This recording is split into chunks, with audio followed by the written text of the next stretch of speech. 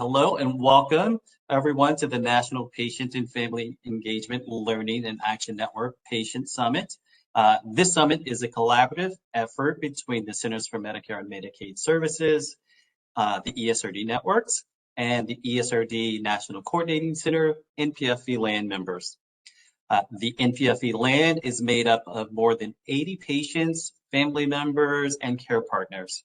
These individuals share their lived experiences, time, and energy into advising, mentoring, and creating resources to support people affected by kidney failure.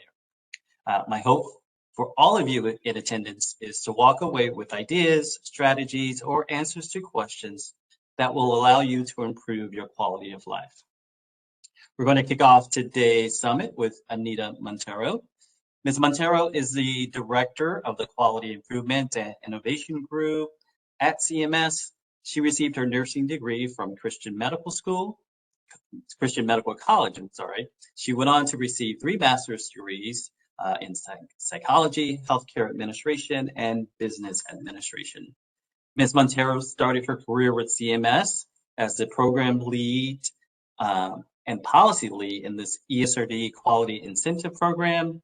She also held positions of acting director in the Division of Health Information and Technology and director of quality in the Safety and Education Division before her current role as director. Please welcome Ms. Montero to the call. Thank you so much for that, and good morning, good afternoon, everyone. I want to welcome you to the National Patient and Family Engagement Learning and Action Network Patient Summit. As you just heard, I'm Anita Montero with the Centers for Medicare and Medicaid Services. I'm a nurse by background, worked as a dialysis nurse, managed a dialysis unit, worked in clinical research, on kidney care issues, and now I'm working in quality improvement. So this is very near and dear to my heart. CMS here is excited to partner with the ESRD National Coordinating Center, the NPFE-LAN, to bring to you this patient and family-driven presentation. As you know, the summit has a unique mix of patient and professional presentations. And I think our NPFE-LAN subject matter experts are a special group of people because this LAN is made up of patients and family members from across the country. And they come together in affinity groups to develop patient-focused resources that support the work of the ESRD networks. So I want to applaud the collaboration between the LAN members, our ESRD networks, and our CMS contracting officer representatives. This collaboration and engagement really helps develop innovative approaches to improving care for our families and patients. For instance, currently, the NPFE-LAN, in collaboration with the ESRD networks and CMS, is developing several resources, including a one-page tool to support dialysis staff with screening patients for depression. The patient subject matter experts are also creating a document to help patients understand the importance of getting the flu and the pneumonia vaccine, as well as a resource to help patients identify how they may shorten their time on the kidney transplant waitlist, which is so important and critical. There's also a focus on health equity. Our subject matter experts are taking steps to improve health literacy with the creation of audio versions of key patient education materials. And so these are just some examples of the benefits of such a collaboration. As you know, this is our 3rd virtual patient summit, and we appreciate the feedback you've provided us after the past 2 patient summits. You told us that you learned during the patient summit that you may need to listen to your patients more, that you wanted to learn more about the transplant process so that you could support your patients when they're feeling discouraged about the process. And you told us that listening to actual patient stories is a different type of knowledge that you can't achieve through books and education.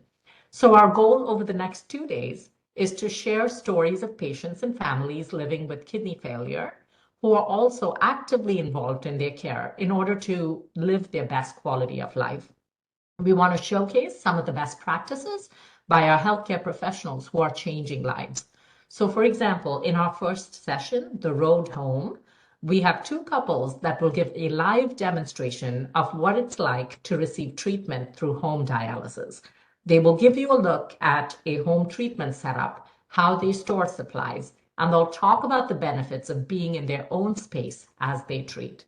And later on, we have 2 social workers who will provide concrete examples of how their dialysis facility is addressing health equity and making sure all of their patients receive the care they deserve. So what's ahead for today? Again, we'll begin with a home dialysis presentation from 2 families, one using home hemodialysis and the other using peritoneal dialysis. They both want to give you an inside look at what treating for kidney failure actually looks like and sounds like for their family. Then the members of the NPFE-LAN affinity groups will showcase the work of the LAN members. They'll talk about what it means to be able to impact fellow patient lives by creating the right kind of educational resources that can support patients on their kidney disease and wellness journey. And then we'll wrap up today's session with a cooking demonstration with chef and 2-time kidney transplant recipient, Oliver Hale. Oliver has a special meal he wants to share with all of us. So on behalf of my colleagues at CMS, thank you so much for being with us today. I want to thank the more than 300 patients, the family members, the healthcare professionals, and individuals with an interest in kidney care who registered to participate in this 2-day event. Again, our hope is that you get a better understanding of the treatment options that are available to kidney patients, and you gain perspective from other patients and professionals who are treated for renal failure. So for those patients, family members, the care professionals that are here, that are looking after our most vulnerable people, thank you so much. Thank you for choosing a path that is equitable and rooted in the principle that everyone deserves good health. So thank you for having me here today, and I wish you all the best with the remaining sessions that you have. I'll turn it back over to you.